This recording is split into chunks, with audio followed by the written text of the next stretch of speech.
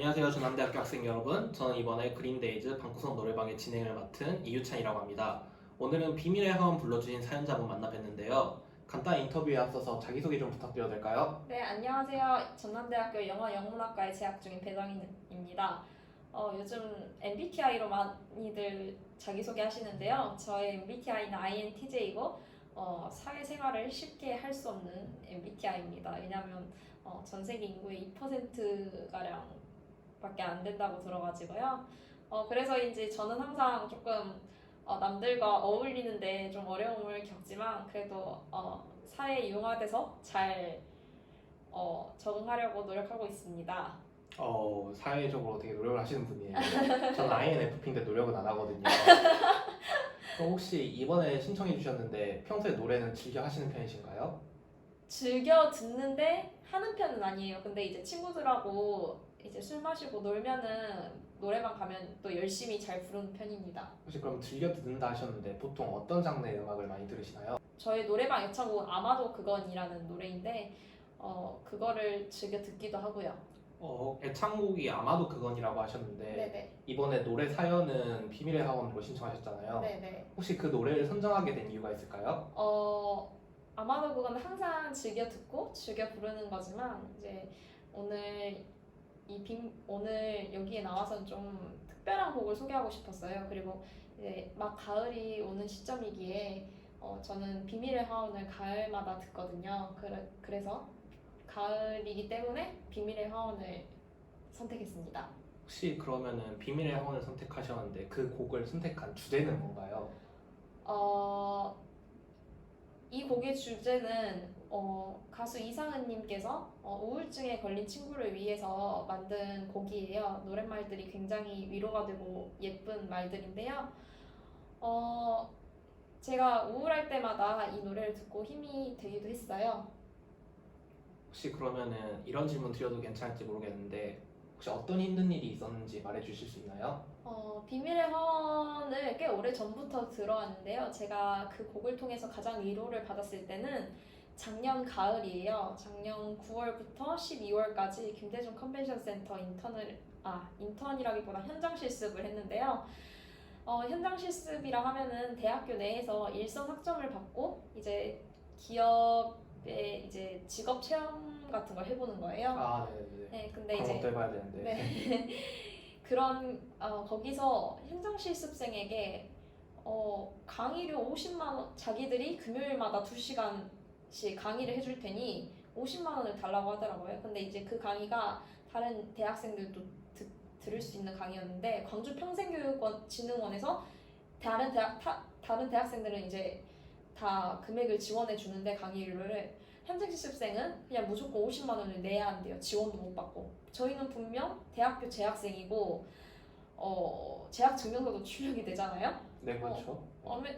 대학교 재학생인데 현장 실습생이 어떻게 그런 돈을 지원받을 수 없는지 그렇게 큰 돈 50만 원을 그냥 어떻게 내라고 할 수 있는지 너무 억울했죠. 그래서 이거에 대한 문제 제기를 했었는데요. 교육부에 문제를 제기했고 교육부에서 문제가 된다고 생각을 해서 이제 학교 측에 전화를 한 모양이에요. 그래서 일이 조금 커졌었고 근데 그때가 현장 실습 이틀 차였어요. 그래가지고 이제 하필 근데 또 제가 네. 제가 있는 부서가 현장 실습생 관리 겸 이제 50만 원을 낸 강의를 주관하는 그 부서 겸 하면서 그런 거예요. 근데 네. 그 부서에서 제가 그랬으니 당연히 제가 민우털이 콕 박혔죠. 그냥 교육부에서 뭐라 하고 또 교수님도 또 노발대발하고 너는 왜 그렇게 일을 크게 만들었냐는 식으로. 확실히 앞에서 까셨듯이 INTJ 분이라서 가능하셨던 것도 같네요. 제가 아무래도 이래서 사회가 먼 것 같아요. 네. 약간 불의를 참지 못하거든요. 그래도 그 굉장히 쉽지 않은 선택이셨다는데 있을 텐데 그렇게 하시다니. 제가 이렇게 될 걸 각오하고 한 거예요. 그러니까 이렇게 될 거를 예상도 했지만 남들은 그냥 얘 아무것도 몰라서 그래 이렇게 생각을 했을 수도 있는데요. 저는 어느 정도 이것도 각오하고 한 일이에요. 어쩌면 왜냐면 저희 후배들도 이렇게 계속 이렇게 될 수도 있으니까 네. 대우 개선을 위해서는 한 명이라도 나서야 한다. 네, 그렇죠. 그래서 저는 보통 그 안 나서는 편이거든요. 저는 그렇게 나섰어요. 그래서 이제 그 뒤로부터 이제 저희 팀에 대리님 두 분하고 그다음에 인턴 두 명이 있었는데 저보다 한 2개월 일찍 온 인턴 두 명이 있었는데 뭐 왕따를 뭐 직장 내 괴롭힘이었어요. 근데 네. 이제 현장 실습생은 아직 법이 제대로 제정되지 않아서 이게 근로자로 포함되지 않기 때문에 직장 내 괴롭힘으로 신고도 못하고 저는 현장 실습생을 포기하라고 권유도 받았었어요. 근데 포기할 수 없었던 이유는 저는 원래도 이제 광주 사람은 아니고 타지 사람인데 일부러 김대중 컨벤션 센터 근처에 있는 상무지구 자취방을 이제 그 인턴 기간 현장 실습 기간 동안만 얻었었는데요. 그런 것 때문에 제가 또 못 그만둔 것도 있어요. 그래서 이 악물고 버티고 그랬었죠. 고생을 하셨네요. 네. 저는 그냥 편하게 대학만 다녔는데 이렇게 대학을 다니시는 분도 있군요. 공부를 열심히 해야 되는데 인간관계로 아등바등한 대학 생활이었던 것 같아요. 이거를 제가 말할 기회가 없었어요. 그냥 정말 화나고 억울했지만 꼭 참고 있었는데 어쨌든 이런 좋은 기회를 통해서 말을 할 수 있어. 그래서 지금 속이 좀 시원하네요. 어찌 보면 이 노래는 스스로에게 불러주는 곡이기도 하겠네요. 네, 맞아요. 이 노래를 들으면서 이제 또 제가 타지 사람이라 했잖아요. 혼자 외롭게 오피스텔 방에서 그냥 맨날 대리님들이 진짜 저는 뭐 김대중 센터에서 또 강의가 여러 개가 있어요. 제가 듣지도 않는 강의 카드 뉴스를 만들라고 시키고 업무도 관련 업무를 주지 않은 거죠. 네네. 그래가지고 이제 그런 일적인 것도 힘들고 사람의 약간 어쨌든 저보다 높은 위치에 있는 사람이 그렇게 괴롭힘을 주도하고 하니까 그것도 힘든 거죠. 그리고 불평등한 대우도 있고요. 그래서 이제 그런 것 때문에 스트레스를 많이 받아서 방에 혼자 있으면 우울해지잖아요. 그러면서 그때 이제 비밀의 화원을 듣고 그래도 위로를 많이 받았어요. 이렇게 처음부터 굉장히 좋은 사연을 들려주셔가지고 네.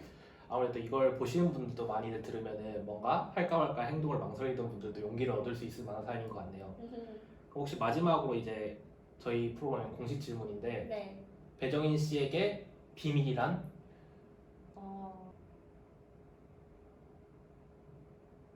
없어요. 없어요? 네, 제게 비밀이란 없어요. 굉장히 긴 질문 끝에 얻으신 답이세요. 네, 제게 비밀이란 없는 것 같아요. 왜냐면 네. 저는 비밀이라 하면 보통 일단 남의 비밀을 자기가 간직하고 있다. 이건 사실 비밀이 아니라고 생각하거든요. 비밀은 네. 결국 자신만 알고 있는 이 세상에서 유일하게. 네. 내가 남한테 피해를 주고 수치스러울 만한 내 자신에게 수치스러울 만한 행동을 살아오지 않으려고 노력은 하거든요. 네네네. 그래서 아직 제가 생각해봤을 때 아직까지는 없는 것 같아요. 좋은 말씀인 것 같아요. 그냥 전 비밀 투성이거든요. 오늘 비밀을 한번 불러주신 배정인 씨 사연 들어봤습니다. 다음 시간에는 또 다른 사연과 함께 들어올 텐데요. 많은 분들 이제 구독과 좋아요 부탁드립니다. 감사합니다. 아.